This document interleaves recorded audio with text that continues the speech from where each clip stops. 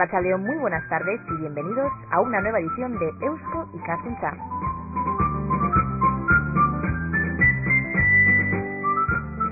En el programa de hoy vamos a hablar sobre el alarde del moro de Antzuola. Y para que nos hablen de este tema tenemos hoy con nosotros a Xavier Creixeta y a Maggie Bullen. Pero antes de dar paso a nuestros invitados, escuchamos la presentación que nos hace sobre el tema nuestro compañero Jon Martija.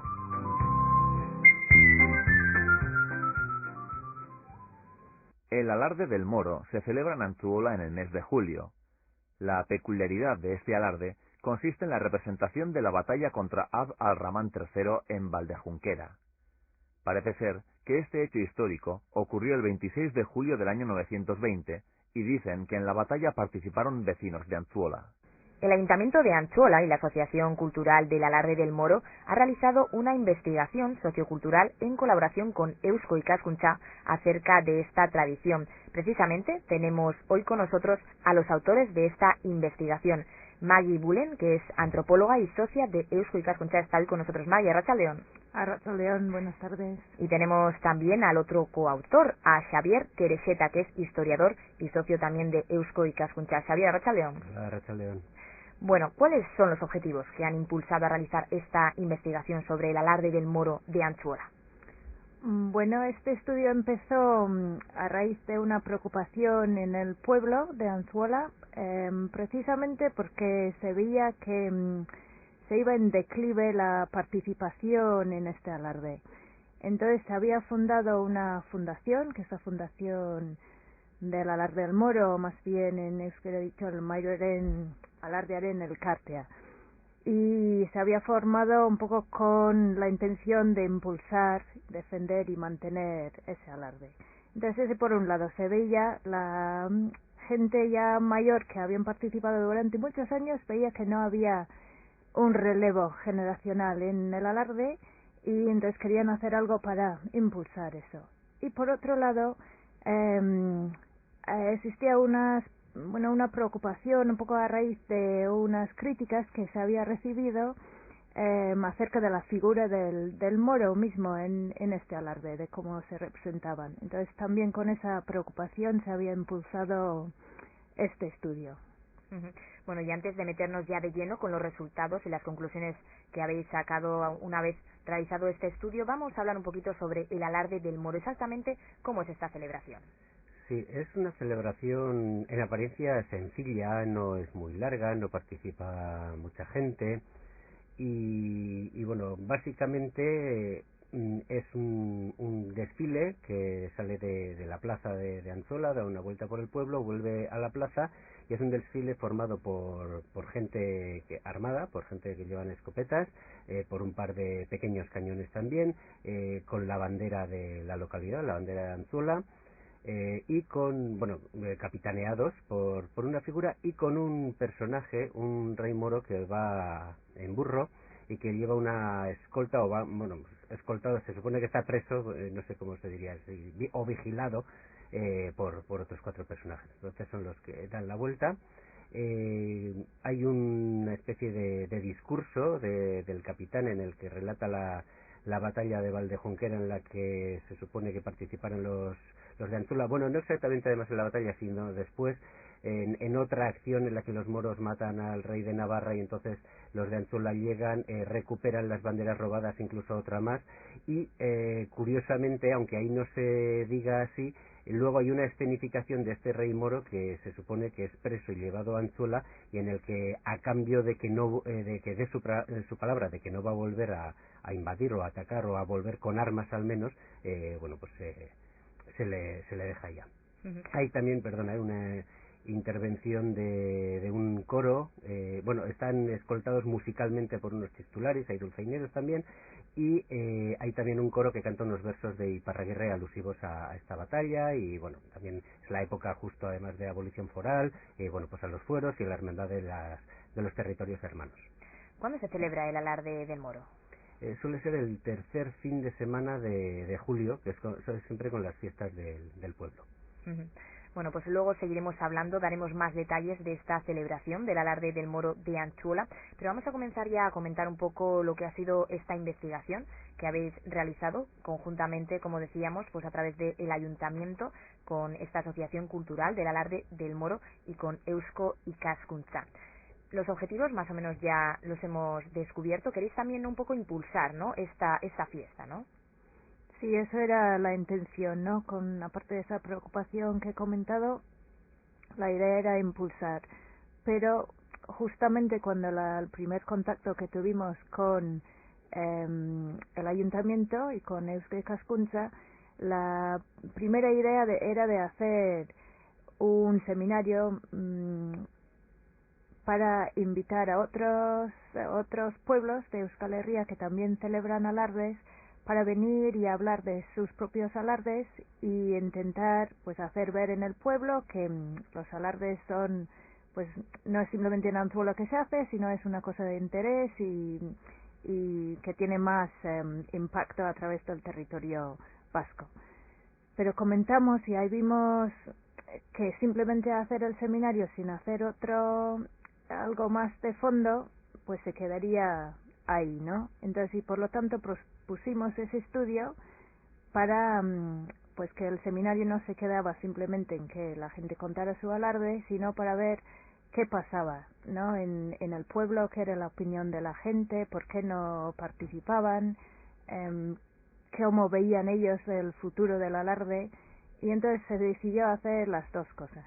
Entonces se empezó con el estudio y luego en el mes de mayo del año pasado también se realizó este seminario que aprovechamos por los dos motivos, ¿no? Tanto para el estudio, porque hicimos grupos de discusión, y tanto para hacer esa propuesta del ayuntamiento mismo, que era de hacer bueno, le llamaron como un alarde de alardes, y vinieron gente de diferentes pueblos a contar y a exponer su propio alarde. Bueno, esta investigación, ese trabajo de investigación sociocultural, se llama Antzuolako alardearen lehena, oraina eta geroa, el pasado, el presente y el futuro del alarde de Antzuola. ¿Cómo se ha realizado este trabajo? Pues tiene dos partes.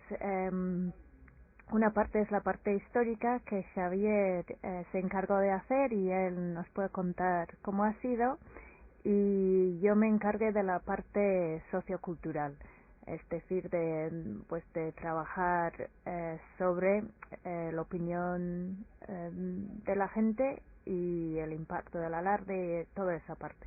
Entonces, no sé, igual es conveniente que Xavier primero cuenta lo histórico y... Bueno, no sé si lo histórico tiene que ir lo primero, ¿eh? Igual temporalmente sí, por razones socias, porque se empieza desde el año 921, con la batalla de Valdejunquera, al menos.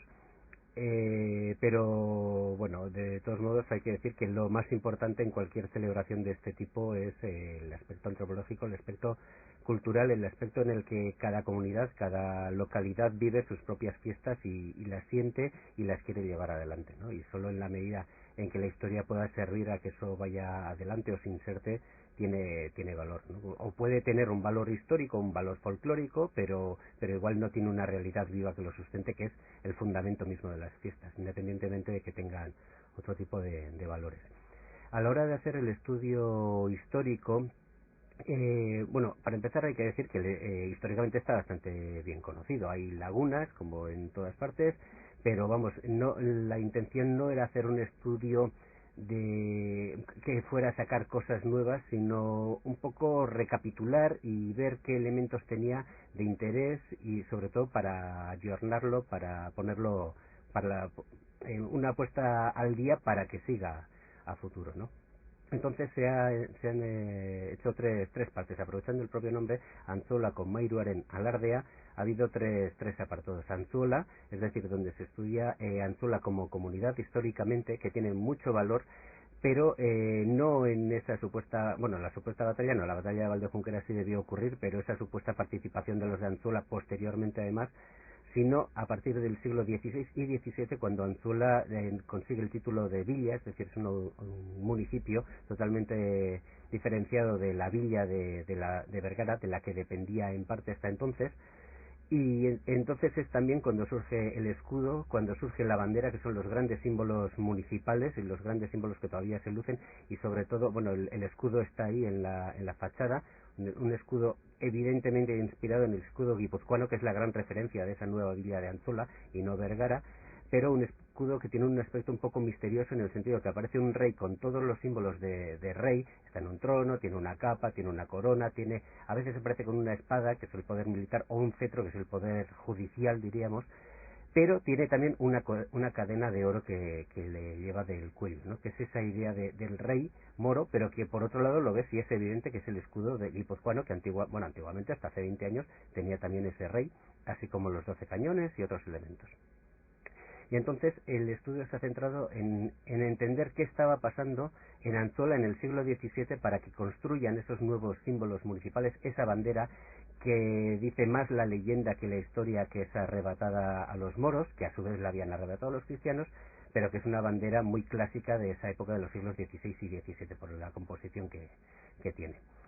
Ese es el estudio que parte de la palabra Antzola, luego como en el siglo XIX, sobre todo a finales después de la abolición foral, la participación de los tercios vascongados en las guerras de Marruecos, con una nueva percepción de la palabra moro, que será la siguiente parte, y luego ya acabar con un repaso más al franquismo y a esa identificación que sea en ciertos sectores, sobre todo los más jóvenes, de la fiesta, el alarde vinculado al militarismo, vinculado al franquismo y por tanto elementos negativos que creemos que son los que hacen que hoy día haya un sector que bueno, cuando sea por lo menos pasivo. La verdad es que nos hemos, bueno, luego Maggie lo dirá, pero tampoco era, la sensación no era tan negativa como pensábamos al principio cuando nos llamaron, ¿no? Porque, bueno, dices, si tienen esa preocupación, bueno, pues sí que hay un sector que no se identifica con el alarde, pero de ahí a estar totalmente en contra, la gente que ha dicho que debería acabarse el alarde es muy, muy poca, no sé si una o dos como mucho.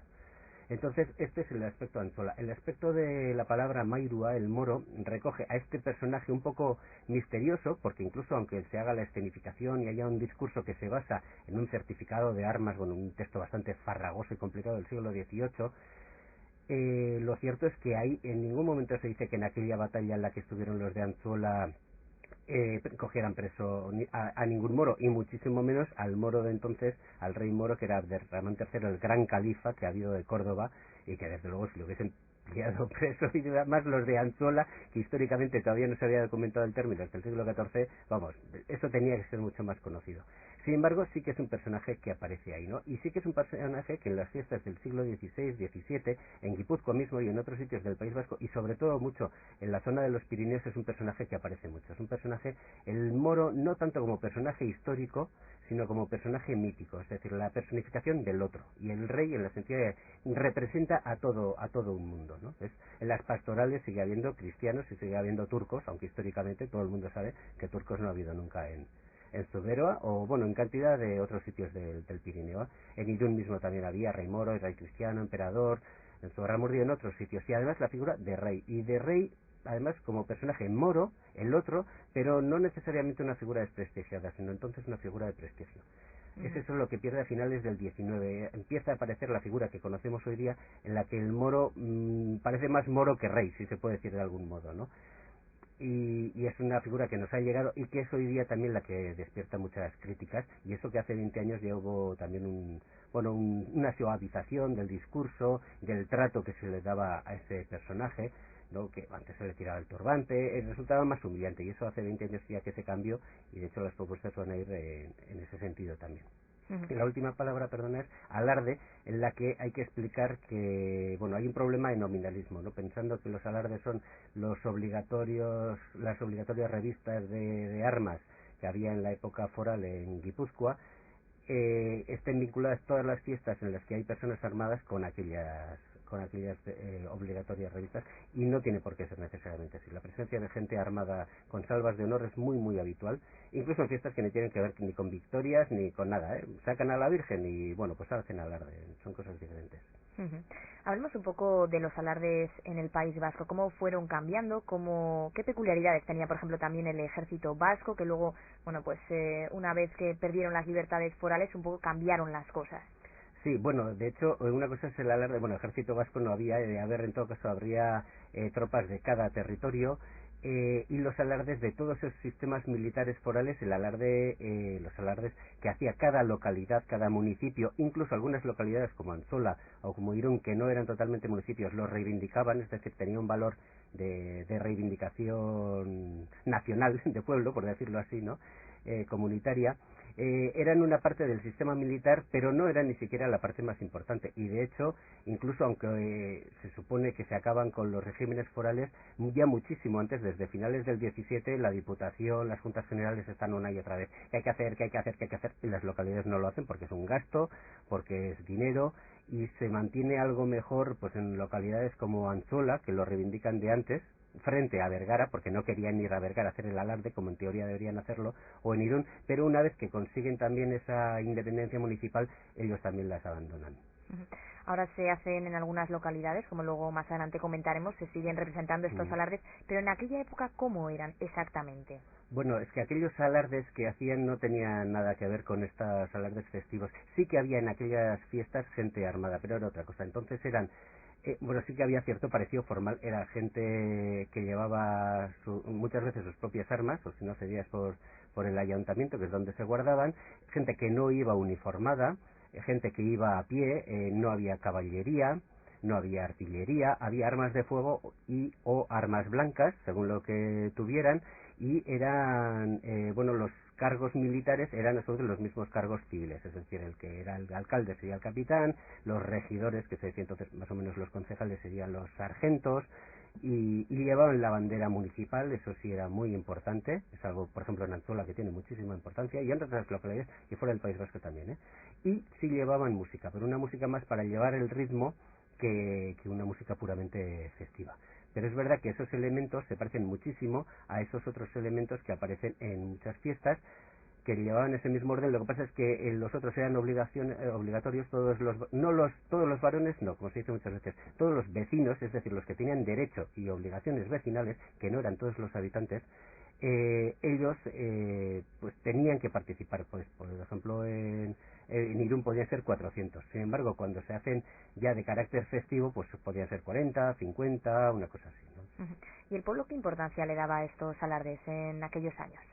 Pues en la medida en que eran obligatorias, por lo visto bastante poco, porque aparece muchas veces que que el que no lo hacía lo multaban, o sea que era otra cosa. Ahora, cuando ya empieza a ser una cosa de prestigio, cuando empieza esa confusión de pensar bueno, de pensar, ¿no? O de llamar igual, porque formalmente son muy parecidos, ¿no? Son como en pequeñito, pero más lucidos, y se les empieza a llamar alardes, eso por supuesto son fiestas de prestigio y que se han conservado. Y de ahí viene también la confusión, ¿no? La confusión de pensar que son lo mismo, no son lo mismo. Son parecidos, pero tienen diferente origen y luego han tenido diferente evolución. Unos desaparecieron no con los regímenes forales, sino mucho antes, y los otros, sin embargo, han pervivido pues hasta el siglo XXI.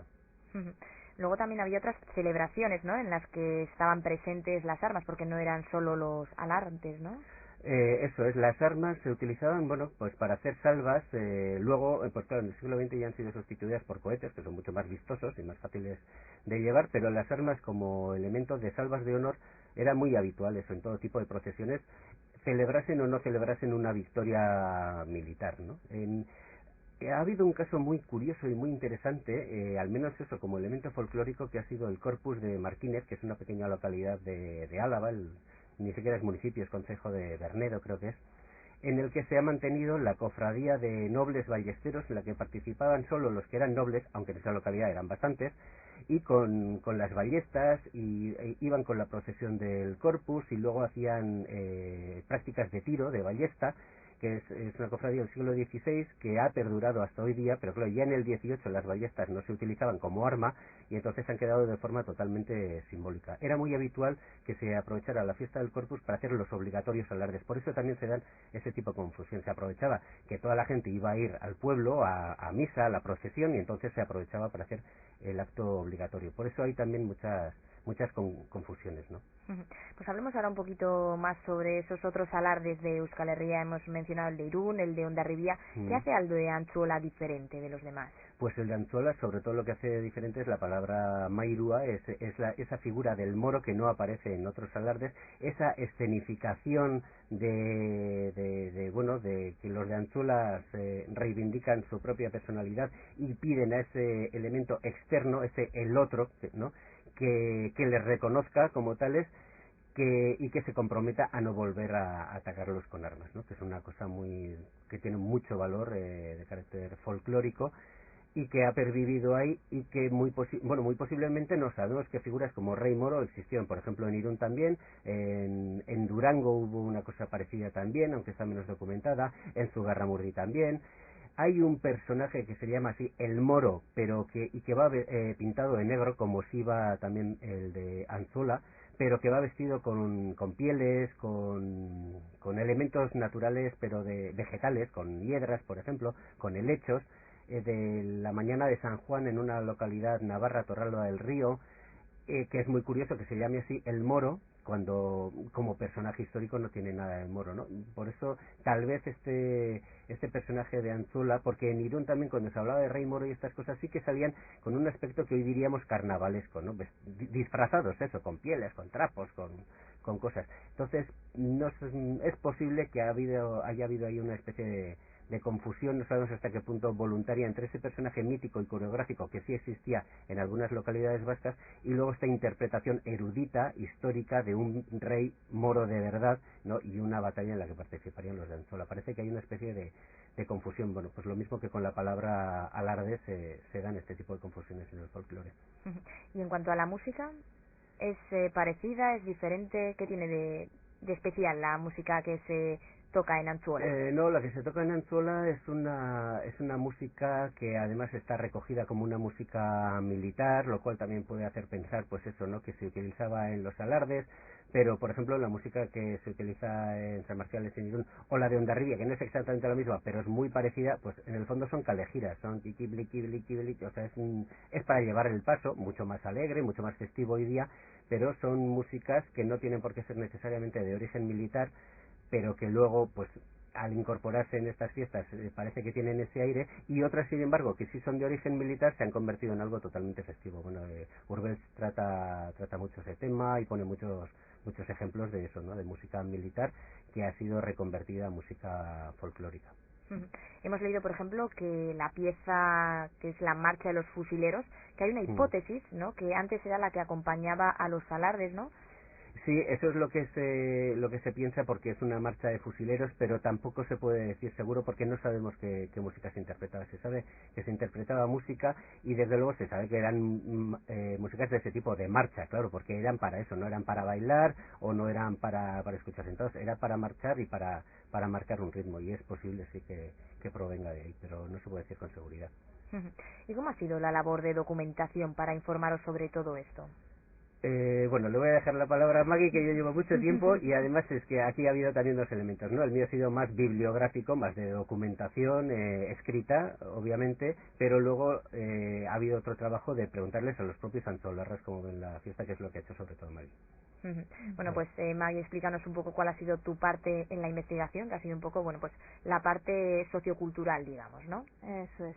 Pues así, enlazando con lo que ha comentado Xavi, para empezar, es un tema de ver cómo la gente interpretan y sienten la historia, ¿no? Y eso también ha sido claro en el análisis de Xavier, que no se trata de intentar buscar qué pasó de verdad, ¿no? De intentar, pues, pasó o no pasó, que ha sido un poco la preocupación que se ha detectado entre la gente de Antzuola, que a ver si realmente lo que se estaba haciendo era verdad o no, ¿no? Y se hablaba mucho, pues, del mito, de la leyenda, de una confusión acerca de esto. Y yo creo que en ese sentido ha sido muy importante el análisis de Xavi, que es un análisis totalmente antropológico de la historia, es decir, de la percepción que hay, o sea, analizando las diferentes posibilidades de cómo se ha plasmado esa figura del moro. Y yo creo que con eso la gente pues comentando tanto en el seminario como en la presentación que hemos tenido de los resultados el otro día, ha ayudado mucho en entender y asumir esa propia historia, que había esa confusión de sentir, ¿esto pasó de verdad? ¿Realmente la gente de Anzuola fuimos al Val de Junquera? ¿Realmente vino el rey moro aquí? ¿Y cómo lo hemos tratado? Entonces, sin ver que cómo se ha evolucionado un poco el mito, pues yo creo que es importante. Entonces, ahí eso es lo que ha ido saliendo. Yo he hecho... yo he ido preguntando a la gente. En concreto, la metodología ha sido cualitativo, es decir, que ha sido a través de entrevistas en profundidad. Eso era la primera fase de la investigación. Elegimos una muestra de unas 20 personas elegidos por su participación en la vida sociocultural del pueblo. Entonces, porque pensamos pues que ellos serían las personas que podría opinar en este asunto. Entonces han sido gente de diferentes asociaciones culturales, gente que trabajan a favor de la euskera, a favor de pues trabajos con tercer mundo, ha sido pues grupos deportivos de bici, de pelota, ha sido también pues gente que participan en el alarde directamente, la gente de la asociación, de la fundación, gente que participan indirectamente, que son pues el grupo de danzaris que bailan después del alarde, el coro que cantan los versos de Iparraguirre durante el alarde y los chistularis que acompañan. Y luego aparte de estos, pues también con la gente, pues el grupo de padres y madres de la Icastola, profesorado de la Icastola y partidos políticos. Entonces en esa muestra pues se ha captado una buena representación de lo que es la vida social del pueblo y se ha hecho esos 20 entrevistas en profundidad. Y luego con las ideas que iba saliendo ahí, esos son los que hemos planteado en el seminario. Le hemos pues sacado los resultados de esa primera vuelta de entrevistas y lo hemos vuelto a poner sobre la mesa para discutir con un grupo ya más amplio de gente en 3 grupos de discusión. Y luego otra vez eso se ha complementado con una tercera parte que era el mismo día del alarde, que era el 14 de julio del año pasado. Se ha hecho por un lado una observación participante, que también es otra metodología antropológica, y además hemos decidido hacer unas encuestas y se ha hecho unos 80 encuestas ese día, y otra vez con 3 grupos diferentes de personas. Unos serían con la gente que participaban en el alarde, con gente que veían, los espectadores, y con gente que después del alarde estaban en la calle pero no le estaban prestando caso, estaban pues en otras cosas y no le daba más importancia. Y entonces todo eso es lo que se ha recogido como metodología. ¿Y cómo ve la gente el alarde del moro de Anzuola? Bueno, hay un poco de todo, como en todas las cosas, hay diferentes opiniones, aunque como ha comentado Xavier, realmente es un porcentaje muy pequeño de la gente que realmente quisiera verlo desaparecer. Yo creo que un bastante gran sector de gente que son pasivos, que no quieren participar ellos, pero lo ven como parte del pueblo, parte de lo que se hace en Anzuola, parte de lo que es Anzuola, y que están muy de acuerdo que esto sigue, pero que ellos no quieren tener que ver. Y luego hay otro grupo, que es el sector que realmente están a favor, que se implican, que se identifican, y en todo, pues en estos últimos 2 grupos, ¿no? O sea, dejando un poco al lado esa minoría que no lo quieren, pues que quisieran que desapareciera, que yo creo que realmente es muy mínimo, ¿no? Yo creo que la cosa que les une es una voluntad de cambiar. O sea, lo quieren mantener, a unos quieren participar, otros quieren que se mantenga, pero quieren que se adapte, quieren que se adecue más a los tiempos. Entonces yo creo que lo ven más así. Y además, yo creo que muchos de ellos no se sienten partícipes de las críticas que han recibido desde fuera, y yo creo que es mucho que tiene que ver con el costumbre, ¿no? Con la tradición. Cuando vemos algo y vivimos algo muy de cerca, es muy difícil ponernos pues un paso para atrás y verlo con ojos críticos. Entonces tampoco comparten necesariamente las críticas, pero ven que sí hay una necesidad de cambiar. Y luego hay un sector ahí dentro también que quiere que se mantenga, pero sí que realmente ven, como piensan que tiene que cambiar. Si va a seguir, tiene que cambiar. Entonces hay como una escala así de sentimientos. ¿Y qué importancia le dan? ¿Qué importancia creen que tiene para el pueblo? Pues tiene bastante importancia. Otra vez en diferentes grados, pero lo que ha salido generalmente es que tenía una importancia en cuanto a la identidad del pueblo, que sentía que sobre todo la proyección de Anzuola hacia afuera, la gente conocía al pueblo por este alarde y sentía que eso era lo que se proyectaron en la imagen de Anzuola hacia afuera. Pero hay otra gente que decían pues que no, que el alarde era una cosa más, que Anzuola tenía mucho más que ofrecer, que su identidad estaba en otras cosas, y en esas cosas, por ejemplo, señalaban pues la gran red de actividad sociocultural que para un pueblo realmente pequeño de 2.000 personas tiene una actividad sociocultural muy amplia. Tiene la Icastola, que también se ha destacado por su metodología, por su innovación, y eso sería otra cosa a destacar. Entonces tiene un grupo de danzaris que también, aunque también se quejan de que van en decaída, han recuperado ciertas danzas y cosas. Entonces tienen cosas importantes y iban señalando en todo esto la capacidad del pueblo para trabajar juntos, para hacer cosas juntos. Entonces eso se quería destacar también, que el alarde es una cosa, a nivel cultural es lo que pone realmente en la escala más alto, ¿no? Dicen, bueno, en todos los actos culturales que se hace sería lo más importante, los más llamativos, el que atrae más gente, viene gente de fuera a ver, pero desde dentro se ve como también una cosa más.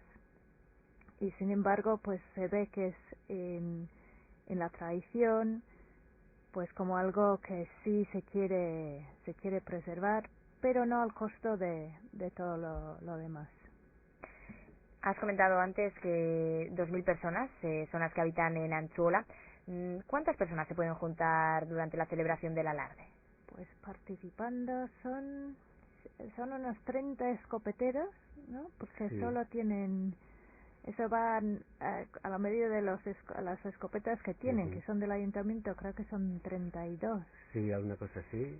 Y de tamborreros serían otras 20.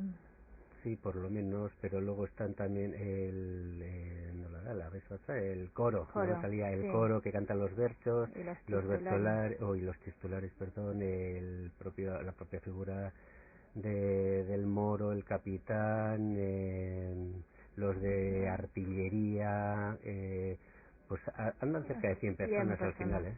Sí, o sea, una de cada 20 participa participa en el propio acto, pero para que participen pues siempre hace falta más gente, claro. Y en cuanto a la gente que viene de fuera, ¿cuánta gente puede concentrarse durante este día? Pues eso es algo que creo nos llama la atención más que los que participan. Parece que eso ha ido bajando, ¿no? Yo no sé calcular cuánta gente van a Anzuola, pero comparando, por ejemplo, con los alardes de Irún o Hondarribia, cuando hay que ir mucho antes para coger sitio en la acera para ver, yo me acuerdo la primera vez que fui al alarde de Anzuola y fuimos 1 hora y media antes y no había nadie en la plaza. Y yo, pues ¿dónde está toda la gente, no? Entonces, No sé, Xavier, si tú sabrás calcular Sí, cuánta gente habría. no lo sé, pero sí que comentaron que, por ejemplo, antes iba la gente de, no solamente los de Anzuola, sino que iba gente de Vergara y de otros pueblos que incluso se montaban autobuses para ir y que eso ha desaparecido. Ahí sí que se nota evidentemente un cambio en las costumbres, claro, antes, en fin, dicho así parece que suena mal, pero no había otra cosa mejor que hacer, ¿no? Y la gente de Vergara pues se iba a las fiestas, no solamente eso, y luego se quedaba en las fiestas.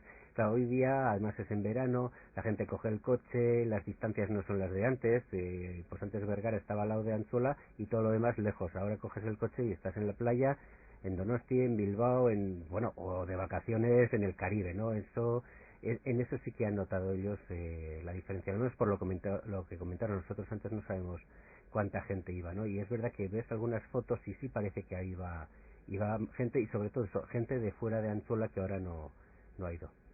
La verdad es que tal vez se nota en eso más ese declive, o sea, falta de importancia, que en el propio acto en sí, en los participantes, que siguen siendo. Y de hecho el relevo generacional, es verdad que en los escopeteros, que además, claro, que son los que saben utilizar escopetas, que son de la asociación de caza, pues por ejemplo solo hay una mujer, entonces en la asociación, quiero decir, entonces en los escopeteros no hay mujeres y todos son hombres pues de 40 para arriba, la gran mayoría. Pero en los tamborreros, pues no sé si todos, pero igual la mitad fácil eran chicas Y jóvenes. sí, de 20 para abajo o por ahí. O sea que no es tanto, yo creo, un problema generacional, sino de cohesión interna, por decirlo así, ¿no? Que se notan cosas que no van fluidas, por decirlo así, pero no tanto que haya una decadencia evidente. Precisamente os quería preguntar por la participación de la mujer. ¿En qué porcentaje participan las mujeres en el alarde? Pues no lo sé, claro. En el coro, por ejemplo, pues ya serán también mitad y mitad. En los tamborreros, pues yo creo que mitad y mitad o más. A mí me dio esa impresión, ya digo, en los escopeteros no. No es porque nadie haya dicho que no puedan participar. El problema es precisamente eso, ¿no? Que no consiguen que vaya más gente, ¿no? Entonces, en ese sentido no creo que sea muy significativo el porcentaje. Y volviendo al estudio sociocultural, a las preguntas que ha realizado Maggie a las personas que habéis entrevistado, ¿qué es lo que más les gusta y lo que menos del alarde del moro? Pues paradójicamente lo que señalan como lo más importante, cuando hice esa misma pregunta les costaba decir, porque decían que era un conjunto. Entonces era difícil destacar qué aspecto más les gustaba, pero decían que el discurso del capitán era lo que les parecía más importante, pero sin embargo les parecía aburrido. Y entonces es la paradoja, ¿no? Que les parecía que era importante porque ahí él va contando esa historia, pero se les hacía largo, ¿no? Se ve que la gente no escucha, o sino que la han escuchado ya muchas veces y ya no les interesa, o se empiezan a hablar entre ellos y entonces pierda, ¿no? Entonces estaban conscientes de que eso ahí estaba como lo más importante de todo, pero que se perdía. Y entonces por eso una de las cosas que pues ha salido del estudio es precisamente cambiar ese discurso tal cual. Y luego de gustar el conjunto, ¿no? Algunos decían los versos que se cantan, la música, pero realmente no había una cosa aparte del discurso que se señalaban así específicamente. Para los que no han escuchado ese discurso, ¿nos podéis explicar un poco? Se cuenta la historia y qué más dice. El discurso se basa en el certificado de armas, que es un documento de muy altos funcionarios de la corte del siglo XVIII, que se basa en otro anterior del siglo XVII, que es el que justifica por qué Anzuola tiene esas armas. Las armas son el escudo, el escudo y la bandera, los elementos que lo componen. Entonces lo que hace es explicar por qué tiene esos elementos, y es ahí donde se explica el origen de la batalla, de la bandera supuestamente arrebatada a esos moros que supuestamente habían matado al rey. Bueno, que aquel rey sí lo mataron, pero resulta que lo habían matado antes de la batalla de Valdejunquera. Por eso ahí históricamente es bastante lioso, se acerca a la leyenda, pero es es muy interesante históricamente cómo se construye ese discurso precisamente después de que se constituye en el municipio. Pero claro, era en castellano dieciochesco, muy farragoso, muy lioso, la verdad. Y hace 20 años lo tradujeron, ahora es en euskera, es más sencillo, es más entendible, se cuenta esa batalla, es más corto también, porque el otro era larguísimo, hablaba hasta de los romanos y de los cántabros, o sea que sí, era un señor discurso. No un discurso como tal para ser leído, pero sí, era todo muy histórico, pero muy ampuloso, la verdad. Y ahora el discurso es más narrativo, es más corto, es menos violento, o sea, incide menos en la figura de los moros como alguien a combatir, los cristianos como los buenos y todas estas cosas. En ese sentido, pues lo que hace es narrar eso y sobre todo el protagonismo de los de Anzola en aquel acto. Es decir, es un acto de reivindicación de la comunidad de Anzola como tal, ¿no? Y además, ¿ante quién? Y ante el rey moro, que entonces fue el más grande rey moro que hubo, ¿no? Y es a partir después, justo inmediatamente después de ese discurso, cuando se escenifica ese diálogo, bueno, que no hay mucho diálogo porque es el capitán el que le pregunta, el moro asiente y entonces es ya cuando, bueno, se da por finalizado como, bueno, como que ya se ha acabado todo, ¿no? Una vez que el moro se compromete a no atacar, pues ya es como que ya no hay más que hablar, ya se ha acabado la guerra y la batalla, ¿no? Y hace una referencia expresa al escudo y a la bandera, que es una bandera además muy grande, muy espectacular, que se pasea junto con el alarde, que es un elemento muy característico de estas milicias del siglo XVII, también aparecen, bueno, están los cuadros de Rembrandt, la Ronda, ¿no? Siempre son unas banderas gigantes en las que la gente se ve identificada, ¿no? Es un discurso muy local, pero además muy local, muy municipal. Por ejemplo, en este alarde no hay nada de presencia de la iglesia, ni hay romería, ni hay santo, ni hay procesión, ni hay curas, ni nada, que es una cosa que, por ejemplo, en los otros alardes, aunque hablen de victorias o hablen de otras cosas, y por supuesto en aquellos del Corpus, está muy presente la iglesia, ¿no? En Irún, en Hondarribia, en Tolosa salen de la iglesia, es el día de San Juan. Eso es lo que caracteriza a este discurso, y luego esa escenificación del moro, que tiene sentido después de ese discurso que lo explica. ¿Y qué otras opiniones habéis recogido en este estudio sociocultural? ¿Qué os ha dicho la gente? ¿Qué os ha comentado? Pues hay muchos de los comentarios, porque mucho de la pregunta iba en relación o a la participación o a esa figura del moro. Entonces, en cuanto a la participación, se ve que hay como una falta de transmisión. Intentando indagar en los motivos por qué la gente no participaban, parece que antes, cuando existía la mili, la gente que estaba haciendo la mili eran los que se llamaban para volver al pueblo y salir de escopeteros.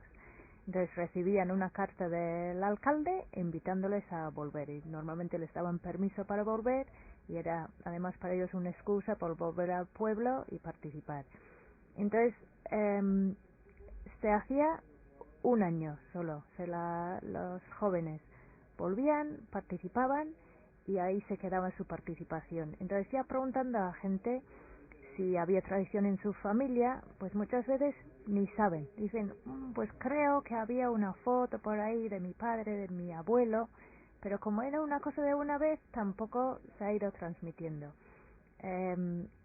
Luego desaparecen los quintos, desaparece la mili, y además, pues al final de la dictadura vienen pues ya los movimientos en el pueblo, y la gente, pues hay más rechazo hacia la representación militar que identifican con el alarde. Antuola también ha sido uno de los primeros pueblos en el cual su alcalde se ha declarado insumiso, entonces ha sido un pueblo más bien insumiso, entonces que eso ha tenido pues el efecto que la gente no ha querido identificarse tanto con un acto, aunque sea ritual, de carácter militar. Y entonces esas dos cosas salen, ¿no?, en cuanto a la participación. Y por el otro lado, pues es el tema del moro, ¿no? Y alguna gente, pues esa figura ha sido para ellos motivo de no participar o no acercarse, porque le veía como una humillación hacia otra persona. Y entonces eso es luego lo que es mucho del tema del estudio, es en torno a esa figura y cómo hacer para cambiar, para dignificar ese personaje. Bueno, y una vez realizado el estudio sociocultural y el estudio histórico, ¿cuáles son las conclusiones a las que habéis llegado? Bueno, básicamente se han centrado en unas propuestas, no las conclusiones son bastante largas, pero se resumen al final en las propuestas. Y las propuestas van sobre todo centradas a dignificar la figura del rey moro.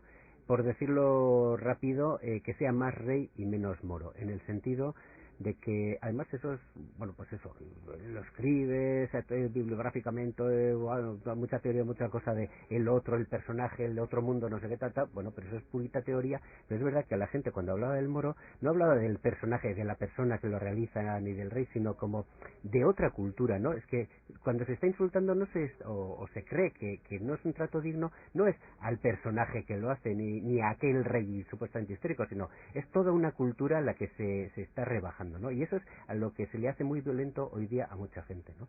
Y además lo decían, es como si tú vas a un pueblo de Marruecos y en las fiestas, la fiesta es que le tiren la chapela al vasco, ¿no? Dice, pues, o sea, no es el señor Rasconaga, por ejemplo, sino a los vascos a quienes se nos humilla. Y entonces, en ese sentido, que es precisamente el que creemos que tiene la figura de rey moro, de representante de esa otra cultura con la que hay que convivir, y de hecho, además, es que eso ha cambiado. Ahora estamos conviviendo. Hace 30, 40 años el moro era un personaje muy lejano realmente de nuestra realidad. Pues los cambios, siempre proponemos cambios, no quitar nada de lo que hay, sino modificarlo, y cambios que sean, aunque parezcan pequeños, que ayuden a realzar esa figura. Por ejemplo, ahora va en un burro y el capitán va a caballo y los demás van a pie, pues ponerlo en un caballo, porque si es un rey moro, aunque esté preso, va a caballo. Incluso hay iconografía al estilo de esto, ¿no? O, por ejemplo, que en vez de ir de blanco utilice colores más reales, el púrpura, que de hecho además sabemos que hace más de 100 años iba vestido de púrpura, vamos, que es color morado, pero dicho así ya le da un tono de realeza. O incluso el propio maquillaje que lleva ahora de negro, que no queremos que se le quite porque es lo que marca esa alteridad. Bueno, no es algo que se haya buscado queriendo, pero en la práctica, como va de blanco, pero está las manos y la cara las tiene de negro, al final acaba sucio. Entonces da una impresión. No, eso no va unido con la realidad y con esa prestancia que debería tener el representante de otra cultura. Es una tontería, no se ha buscado, pero en la práctica da ese efecto. Pues sería buscar un tipo de maquillaje que no ensucie, con una ropa más elegante, que esos 4 personajes que ahora lo llevan escoltado, vigilado, preso, sean también moros, que no haga ese queño, ese inicio y como se dice, ese gesto como de que va a huir, ¿no? O llevarlo con una cadena, aunque la cadena hoy día es ridícula como tal cadena, no es para nada algo. Que no vaya así, ¿no? Si uno da su palabra de que no va a huir, si es un rey, aunque sea moro, aunque sea lo que sea, aunque esté preso, enemigo, lo que sea, no huye. Es realzar esa prestancia, ponerlo un poco más a la altura horizontal del capitán que realiza el discurso, que es el representante de Anzola realmente en ese discurso, ¿no? Pues el otro es el representante de esa otra cultura que, si se compromete a no venir con violencia ni a imponer nada, pues se le respetará y se convivirá con ella, ¿no? Básicamente son esas las propuestas. Y luego otras también, que también puede ser una tontería, pero retrasar, bueno, que eso sí ha salido también de ellos, retrasar el horario, que se acerque más al anochecer, porque ahora, bueno, la gran comida es la comida de fiestas, bueno, pues la hacen ese día, y entonces, pues eso de levantarse en el sopor justo después de comer para ir a esto. Hoy, el año, por ejemplo, del 2007 hizo un calor, pero un calor, claro, a las 6 de la tarde todavía, en julio era bestial. Pues llevarlo más al anochecer para que así empalme con otras cosas más que se hagan más a la noche. Que luego que el danzal, de que se hace inmediatamente después, no quede tan cercano pero a su vez separado, que esté todo como más unido. Mantener los elementos, por ejemplo, de salvas, de pólvora, de los cañones, que además no representan ni una batalla ni nada, pero dan mucho ruido, un olor muy especial, e incluso ese humillo, que ayuda a crear ese carácter más festivo, incluso pues ser más alegre musicalmente, introducir más música. Son pequeños detalles, pero siempre manteniendo los elementos folclóricos que tiene el alarde, que son mucho más complejos de los que parecen, porque es una fiesta pequeña, sencilla, pero en la que aparecen muchos elementos. Sí, yo creo que resaltar eso, que el discurso que comentamos, ¿no? Que era pues tema de cambiar, que ahí se podía incorporar ese gesto, igual hacer más como tipo entrevista entre los dos, que los dos puedan hablar, hacer un diálogo, tanto el capitán como el rey, y al final pues se dice, yo creo que hay una parte que es lo que se dice ahora al final, que el rey tiene que prometer no volver a entrar a Euskal Herria con armas, pues resaltar o añadir algo ahí. Se dice, vale, no puede entrar con armas, pero puede entrar tranquilamente en señal de paz cuando quiera, y ya de aquí en adelante, aunque hemos hecho estas guerras en el pasado, hoy día queremos vivir en paz, que estamos abiertos a que vengan gente de otros sitios y queremos, pues apostamos por la convivencia. Entonces yo creo que simplemente añadiendo algo ahí se podría cambiar todo el sentido de ese discurso. Bueno, y ya por último, ¿qué les diríais a todas aquellas personas que todavía no conocen el alarde del moro de Antzuola para que el próximo 14 de julio se acerquen hasta Antzuola? Bueno, igual no toca el 14 de julio, será el sábado, pero el tercer sábado de julio. Eso, por ejemplo, también se planteó, si cambiar la fecha no, y eso en eso la gente está prácticamente todo el mundo de acuerdo. Pues cuando toque esas fiestas que vayan, que van a ver algo que no van a ver en ningún otro sitio, porque es personajes armados y con ese aspecto parecido van a ver en Irún, en Tolosa, en Hondarribia, en Legazpi, en El Orrio, incluso en las Pestaberris de Iparralde, algo parecido, pero una figura como es la del Rey Moro no la van a encontrar desde luego en Euskal Herria en ningún otro sitio. Y fuera sí, pero ya son fiestas de un carácter muy muy muy diferente. Sí, yo además animaría a ir para verlo, y también sobre todo ahora con los nuevos cambios, porque yo creo que es muestra de un pueblo que quiere conservar su tradición, pero está abierta a cambiarlo. Yo creo que ahí tenemos una buenísima señal de que la tradición es dinámica, es viva, y si lo permitimos evolucionar con el tiempo, con la sociedad, pues se enriquece a todos y a todas. Bueno, pues como vemos, el trabajo de investigación que habéis realizado los dos va a tener sus frutos, ¿no? En los próximos alardes se van a poder ver algunos cambios que esperemos que sean para mejor, y para que la gente, ¿no?, pues vea este alarde como lo tiene que ver, ¿no?, como una fiesta al fin y al cabo. Hemos estado con Margaret Bulén, que es antropóloga, socia de Eusko Ikaskuntza y, como decimos, autora de la investigación. Margaret, muchísimas gracias por haber estado ahí con nosotros. A vosotras. Y el otro autor de la investigación sobre el alarde del Moro es Xavier Querexeta, que es historiador y también socio de Eusko Ikaskuntza. Eskerrik asko, Xavier.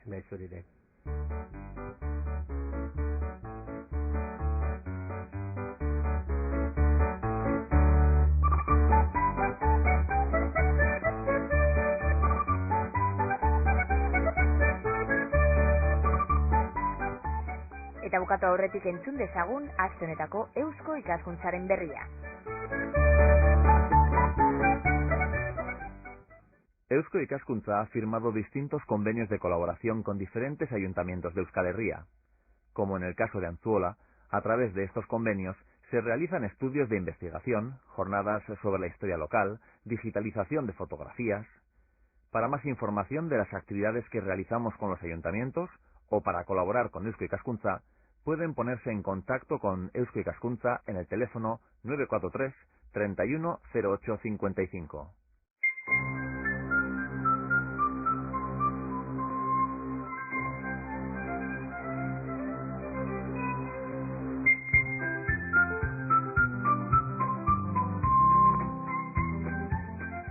Y ya por último, recordaros que tenéis dos formas para poneros en contacto con nosotros. Está la página web de Eusko Ikaskuntza, que son las www.eusko-ikaskuntza.org. Y si no, está nuestro correo electrónico euskoikaskuntza@herri-irratia.com. Es todo por hoy. Hasta la semana que viene. Agur.